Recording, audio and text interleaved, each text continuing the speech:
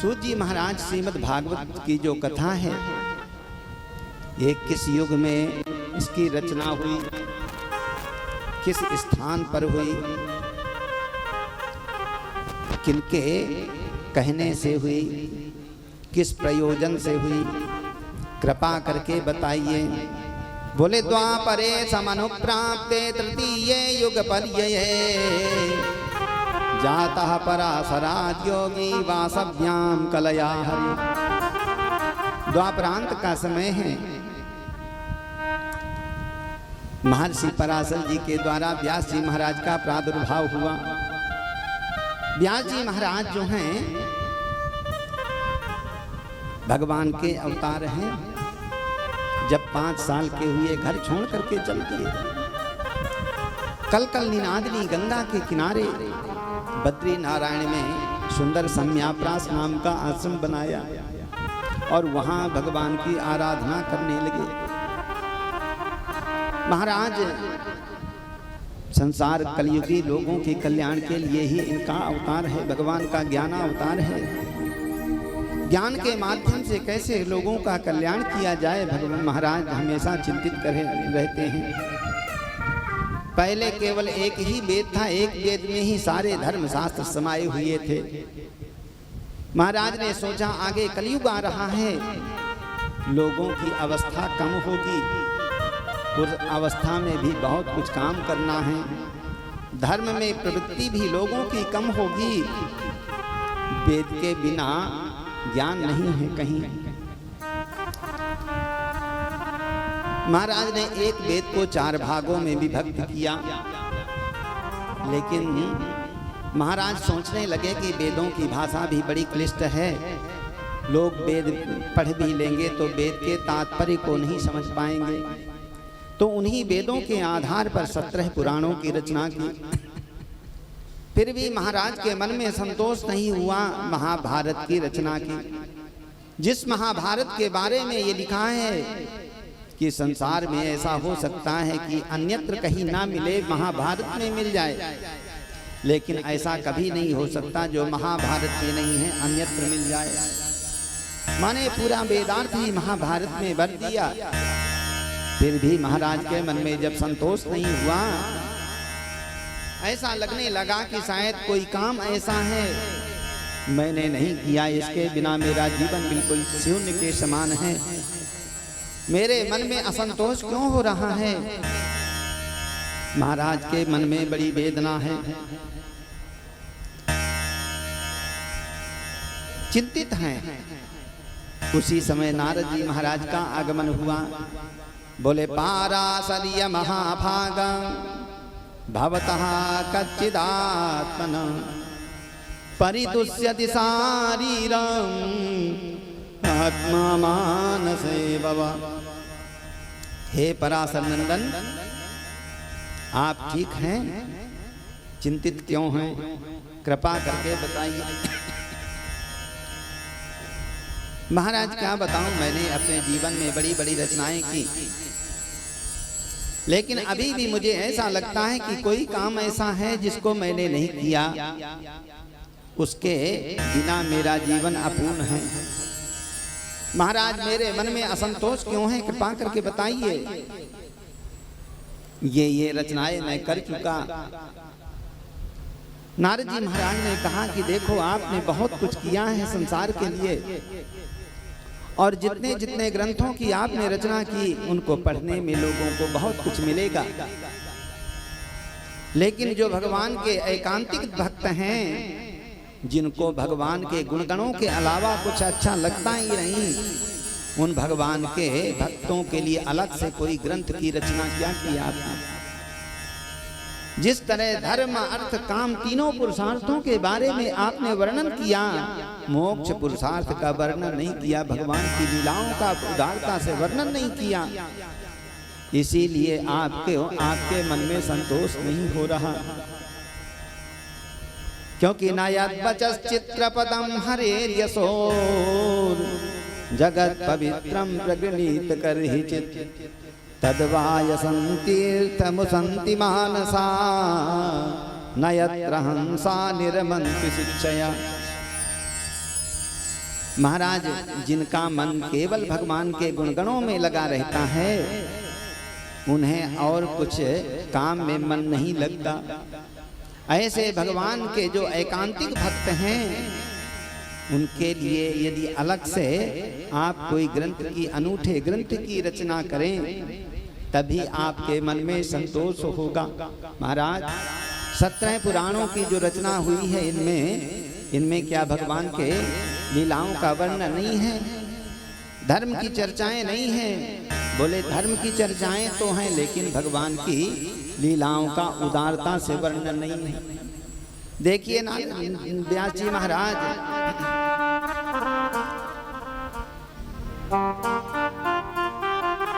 ध्यान से सुनिए। हम कहीं जा रहे हैं, हमने देखा सुंदर तालाब है, रंग बिरंगे कमल खिले हुए हैं, निर्मल पानी है। मैंने सोचा बहुत बढ़िया जल है, इसमें स्नान कर लिया जाए। जो ही अंदर प्रवेश किया महाराज, घुटनों से कीचड़ में संध गए। मेरे मन में बड़ी वेदना हुई। राम राम राम, ये तो ऊपर से अच्छा दिखता है, अंदर कीचड़ ही कीचड़ भरा हुआ है। व्यास जी महाराज, ऐसे कीचड़ युक्त जो सरोवर है ना, मुझ जैसे बगुले, मुझ जैसे कौवे तो स्नान कर लेंगे, लेकिन जिन हंसों को मान सरोवर में रहने की आदत पड़ गई है, ऐसे हंस ऐसे कीचड़ युक्त सरोवर में नहीं रहा करते। न यत्र हंसा निर्मन्त्य शिक्षया। इसलिए भगवान की लीलाओं का वर्णन किए, भागवत की रचना कीजिए। महाराज, ये सब रचना करते करते वृद्ध हो गया। भागवत की रचना करने पर हमारे मन में संतोष होगा, इसमें प्रमाण क्या? बोले प्रमाण क्या? तो मैं अपना स्वयं का प्रमाण बताता हूँ। संतों के आशीर्वाद से कौन सा ऐसा काम है जो पूर्ण नहीं होता? मैं दुनिया संसार का उदाहरण नहीं दूंगा व्यास जी महाराज, मैं अपने जीवन की घटना बताता हूँ। नारद जी महाराज बता रहे हैं, बोले अहम पुरातीत भवे भवम मुने दास्यास्तु कस्याश्चन वेदवादिना निरूपितो बालक एव योगिना शुश्रूषणे प्रावरसि निर्विवेक। महाराज, मैं पहले जन्म में एक दासी का पुत्र, और उन संतों की कृपा से कैसे मुझे नारद का जीवन मिला। इतना भाग्यहीन था, मेरा जन्म हुआ, मेरे पिता का प्राणांत हो गया। अब मेरी माँ किसी प्रकार मेरा पालन करने के लिए यहाँ वहाँ जा करके भटकती बेचारी, किसी के झाड़ू पोंछा करती, किसी की चक्की पीसती, किसी की गऊ की सेवा करती। पति कुछ भी है, साया होता है। जब तक पति है महाराज, है किसी के यहाँ जाने की आवश्यकता नहीं। पूरी की पूरी अलाय बलाय वो स्वयं अपने सिर में ले लेता है। जिया बीनु दे है, जिया बीनु दे है, नदी बिन बारी, जिया बिनु दे नदी बिन बारी। ऐसे नाथ पुरुष बिन नारी, तैसे ही नाथ पुरुष बिन नारी। जैसे जीव के बिना देह का कोई महत्व नहीं, जल के बिना नदी का कोई महत्व नहीं, ऐसे महाराज पति के बिना पत्नी का भी कैसा जीवन है। दोनों एक दूसरे के परिपूरक हैं। नारद जी महाराज कहते हैं, मेरी माँ किसी प्रकार मेरा पालन पोषण के लिए यहाँ वहाँ भटकती। एक बार सायंकाल का समय महाराज कोई सदगृहस्थ संत उनके पर्णकुटी में प्रवेश किया। वहाँ का ऐसा सुरम्य वातावरण महाराज जाते ही मन में परिवर्तन हो गया। थोड़ी देर रुके, वहाँ का सुंदर जल पिया, कुछ बाल भोग किया। मेरी मैया ने उन संतों से निवेदन किया, महाराज बहुत घूम लिया संसार में, अब तो यही मन में भावना है कि आपके आश्रम में पूरा जीवन कट जाएगा। यहाँ वहाँ जब तक रहे, धक्के मिले, लेकिन संत कहते हैं कि हमारे यहाँ कोई आवक का साधन नहीं है। भगत जगत देते हैं तो खूब गुजारा होता, नहीं देते तो अपना ऐसे चलता है। कई बार ऐसे भी जीवन में क्षण आते कि 10-10 दिन तक भोजन की व्यवस्था भी नहीं होती, तो उसमें भी अपने को रहना है। और जब चकाचक माल पानी तो खूब भंडारे चलते, ऐसा सुंदर जीवन चलता।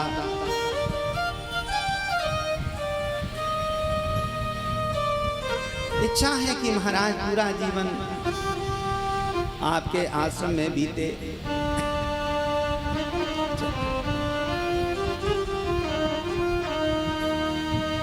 संतों ने कहा कि देवी बात यह है कि हमारे यहाँ कोई आवक का साधन नहीं है। हम खाएंगे तो आपको भी मिलेगा, अब हमें नहीं होगा तो आपको कहां से मिलेगा।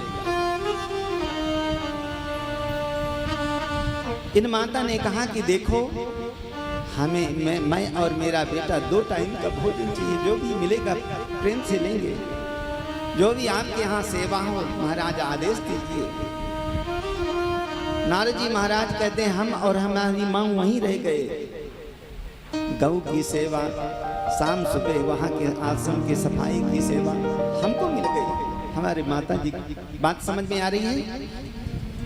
जीवन धीरे धीरे बीत रहा है।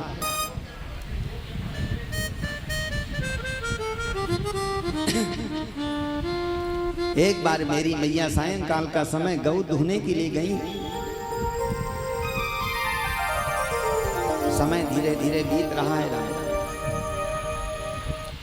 एक बार प्रातः काल उठ करके मैंने देखा यहाँ के 25 बटुक ब्रह्मचारी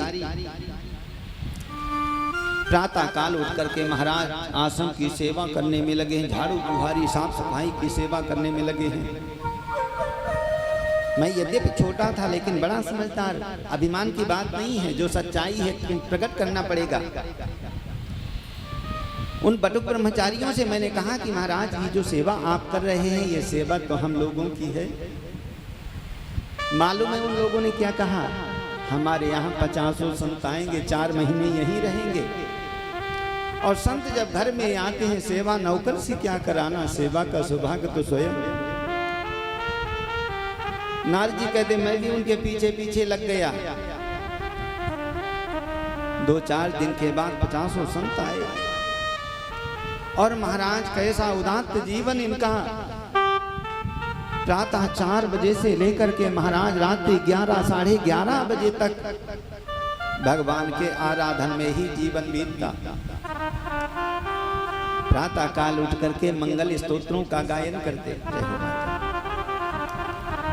इसके बाद थोड़ा सा घूम करके स्नान करके संध्योपासन होती। फिर पूजन में बैठ जाते संत भगवान। ठीक 8 बजे से लेकर के 12 बजे तक भगवान की कथा होती। 12 बजे विश्राम होता और फिर कुछ बाल भोग की व्यवस्था, भोजन पानी। 1-1.5 घंटे का विश्राम, फिर कथा प्रारंभ। सायंकाल थोड़ा सा घूम करके स्नान करके संध्योपासन करने लग गए। फिर भगवान का संकीर्तन होता। रात्रि 9 साढ़े 9 बजे भगवान कुछ ना कुछ भोजन पानी की व्यवस्था होती। और महाराज भोजन पानी करके भगवान का स्मरण करते हुए वही 11 साढ़े 11 सब सो जाते। फिर वही 3:30-4 बजे से भगवान का आराधना। ऐसा 4 महीने तक सिलसिला जारी रहा। सेवा के समय हम लोग सेवा करते, कथा के समय बैठ करके कथा सुनते। और इतनी बढ़िया कथा महाराज 4 महीने की कथा में मेरे जीवन में परिवर्तन हो गया। मुझे इस बात का बोध हो गया संसार में कोई किसी का नहीं है, केवल भगवान सबके हैं।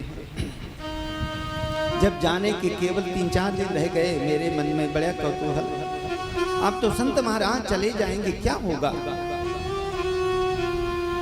नारद जी कहते हैं कि मैं रात्रि में संतों की पर्णकुटी में जाकर के निवेदन किया, महाराज आपकी कथा का मैंने यही निचोड़ निकाला, यही सार निकाला, इस संसार में कोई किसी का नहीं है। झूठा संसार है और झूठा संसार है, तो झूठे संसार में क्या रहना। निवेदन ये कि आप जाएंगे मुझे भी साथ में ले चलिए, आपके बोझ नहीं बनूंगा, एकांत में जा करके छोड़ देना, वहीं भगवान का भजन करूंगा। लेकिन मेरी मैया को किसी प्रकार पता चल गया ये संतों के साथ जाने वाला है। मैया आई पीछे से, महाराज हाथ जोड़ करके निवेदन साथ में मत ले जाना, वृद्धावस्था का यही सहारा है, चोर बन जाए कभी कभी न कभी तो आएगा, डाकू बन जाएगा तब भी कभी न कभी घूम करके आएगा, अब बाबा बन गया तो हमेशा के लिए छोड़ करके चला जाएगा। अब तो महाराज मैं यहाँ रहना नहीं चाहता, मेरी मैया जाने नहीं देना चाहती। संत भी बड़े सरल थे, उन्होंने कहा कि देखो जब तक तुम्हारी माता है स्वतंत्र नहीं परतंत्र हो, क्योंकि माता भी एक देवता है। हमारे वेदों में सबसे पहले वाक्य है मातृदेवो भव, इसके बाद पिता का नंबर आता पितृदेवो भव, अतिथि देवो भव। आपके यहाँ जो बिना तिथि के व्यक्ति आ जाए उसको अतिथि कहते हैं, वो भी एक देवता के समान है। इसके बाद फिर आचार्य का नंबर आता है, आचार्य देवो भव, है ना। तो जब तक तुम्हारी माता है इनकी आज्ञा का परिपालन करना तुम्हारा धर्म है, और इनके जाने के बाद कुछ भी करने में समर्थ हो। लेकिन बाबा जाते जाते कुछ तो आधार दे जाइए। द्वादशाक्षर मंत्र का उपदेश दिया, ओम नमो भगवते वासुदेवाय। इस मंत्र का उपदेश दिया, बेटा बड़े निष्ठा से इसका जप करना, भगवान की कृपा होगी। मैं बड़ी निष्ठा से जप करने लगा, और कई बार तो महाराज हृदय भर आता, भगवान कब वो समय आएगा कि एकांत में जाकर के आपका आराधन करूं। नारद जी महाराज कहते हैं सायंकाल का समय, एक समय मेरी मैया गऊ दुहने के लिए गई, काले सांप ने डस लिया, प्राणांत हो गया। मुझे बहुत दुख हुआ, मेरे आंखों में से दो प्रकार के आंसू निकले, ठंडे आंसू, गर्म आंसू। खुशी दुख इस बात का कि जिस मैया ने मुझे जन्म दिया हमेशा हमेशा के लिए छोड़ करके चली गई, लेकिन खुशी इस बात की थी कि अब तो जंगल जाने से कौन रोकेगा।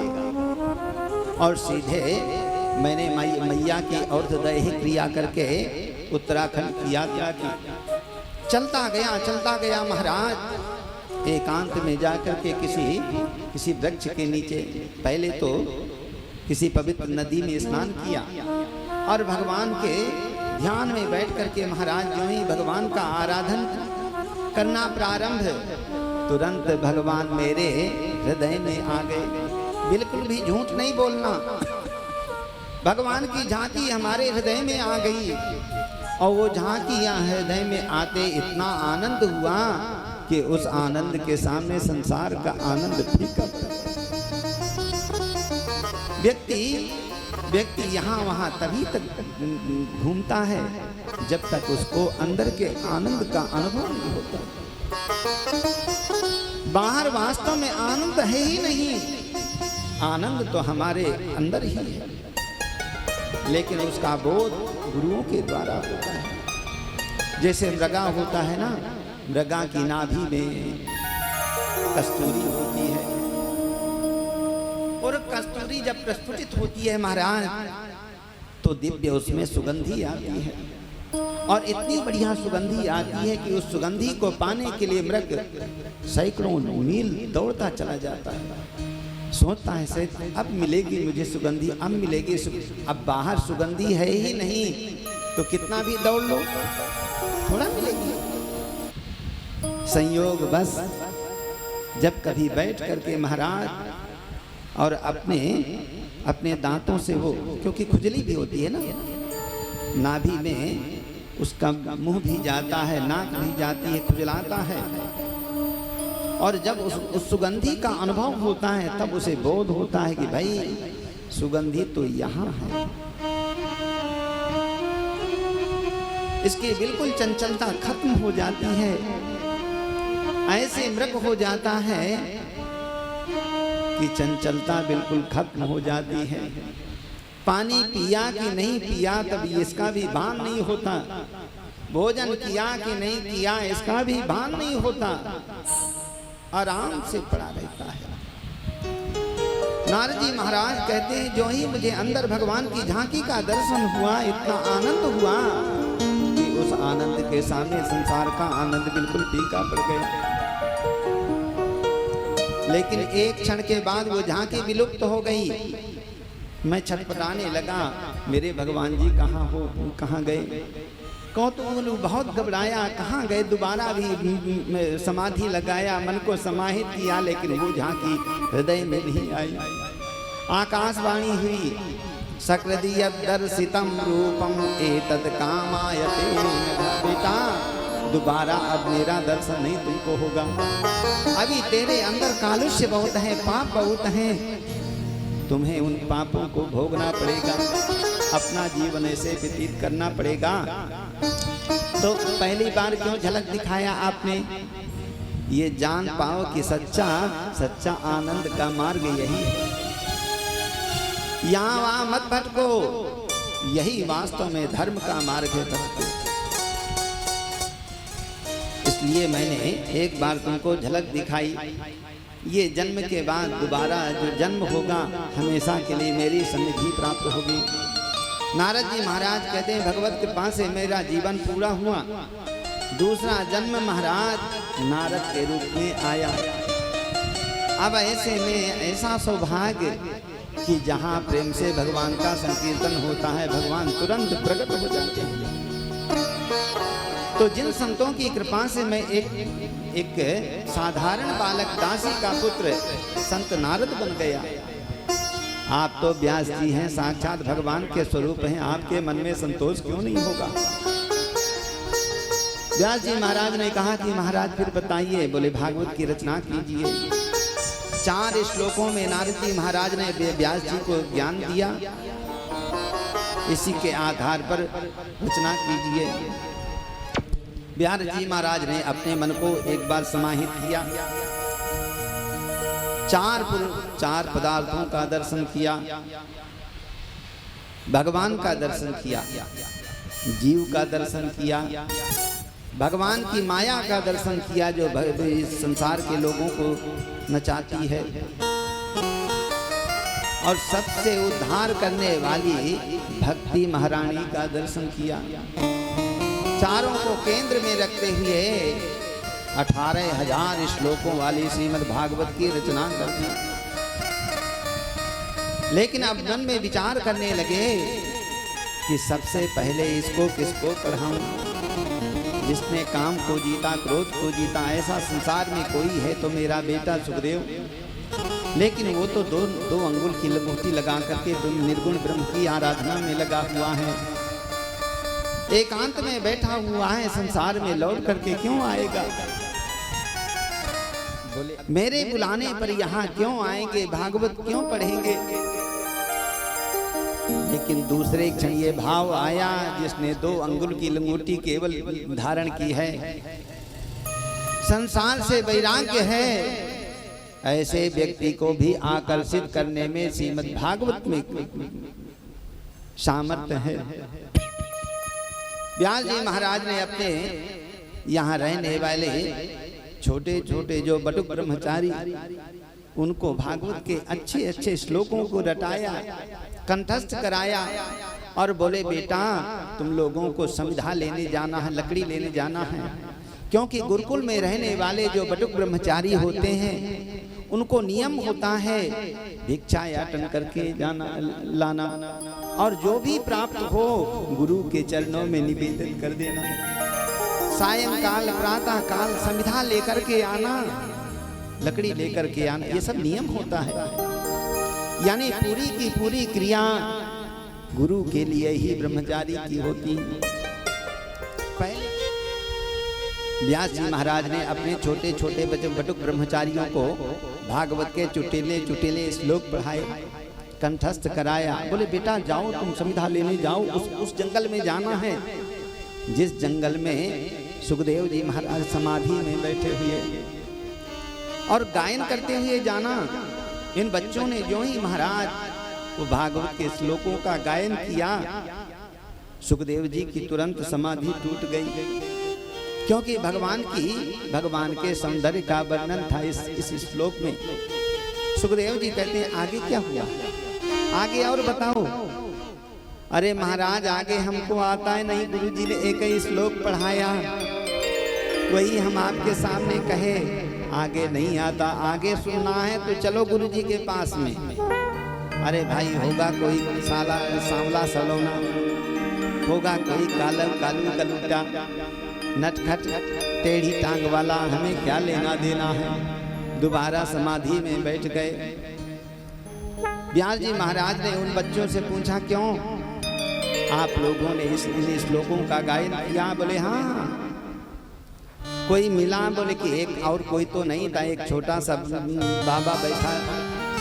जो ये गुरुजी ने हमने इन श्लोकों का गायन किया, तुरंत उनकी समाधि टूट गई और कहने लगे कि आगे बताओ। अब आगे हम कैसे बताते, आगे हमको आता ही नहीं था, एक ही श्लोक पढ़ाया गुरुजी। व्यास जी महाराज ने सोचा बस अंगूठा पकड़ में आया, हाथ भी पकड़ में आ जाएगा। दूसरे दिन महाराज भगवान की कृपालता का वर्णन जिस श्लोक में है, ऐसे श्लोक को पढ़ाया। बोले कि इस श्लोक का गायन करते हुए वहां जाना। अहो बकीयं स्तनकालकूटं जिघांसया पाययदप्यसाध्वी रेभे गतिं धातृजितां ततोऽन्यं तं वा दयालुं शरणं व्रजेम। भगवान कितने कृपालु हैं, अपने स्तनों में कालकूट विष लगा करके आए। जो पूतना भगवान को मारने के लिए, उस पूतना को भी भगवान ने ऐसी गति दी जो एक माता को गति देनी चाहिए। जब बताइए मारने वाली पूतना को भगवान माँ की गति दे सकते हैं, तो हम लोग तो बैठ करके यहाँ आनंद से भगवान की कथा सुनते हैं। अब हमारे लिए भगवान के अंदर क्या भाव हो सकता है, कुछ कहा नहीं जा सकता। ऐसे भगवान कृष्ण को छोड़ करके दूसरे भगवान किन भगवान की शरण ग्रहण करें हम। ये श्लोक का भाव जो ही सुखदेव जी महाराज ने सुना, तुरंत समाधि टूटी। आगे बताओ।